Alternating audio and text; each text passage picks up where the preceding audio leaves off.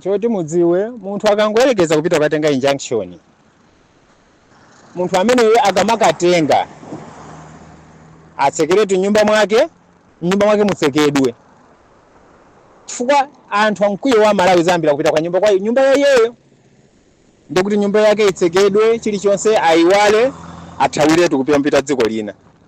Komanso jaji amene angapereke chilolezo nakuti ati kuivumira injunction palibe mulandu woti mpaka napange inquiry of commission of inquiry. Jaji amene yoyo asamuka aziwa kuti neva nova ndikusamuka ku Malawi ndikupita ku dziko lina, ngati ungakhale kotheka ndi maboda ndikumulola kuti achoke.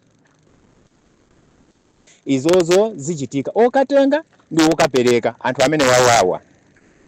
Sindikudziwa chimene chizachitikire, chifukwa nkhani imene amadikira anthu yazikwanje, anthu anapia anthu ali ndi mkwiyo koma samalankhula zambiri akudikira, amadikira nkhani yake yomweyi. Mwaona achita chimwendo aje zimene zinachitika zija zoyika mthumba munthu yani chani analibe nazo ntchito, nkhani imene amadikira yoonekera ndi iyi.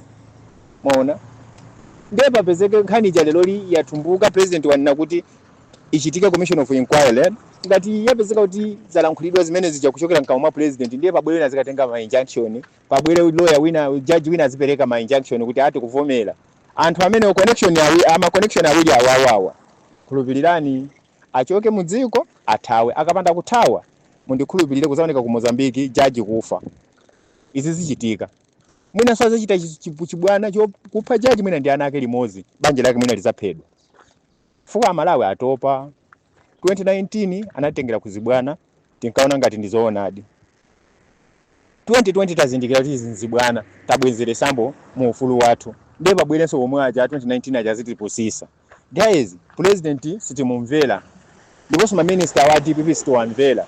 So yeti minister wa DPP afuna atipusise, president afuna atipusise. Chimene chingapachitike sipano mkwiyo wa Malawi ndithu ndikhulupirirani president sazamumvera ngakhale mpang'ono pomwe. DPP sazawamvera ndiponso wa polisi sazawamvera. Izi mukhulupirire, ngati akufuna kuti nkhondo mdziko la Malawi mwazi ukhalepo, nkhani iya yendese mopusa.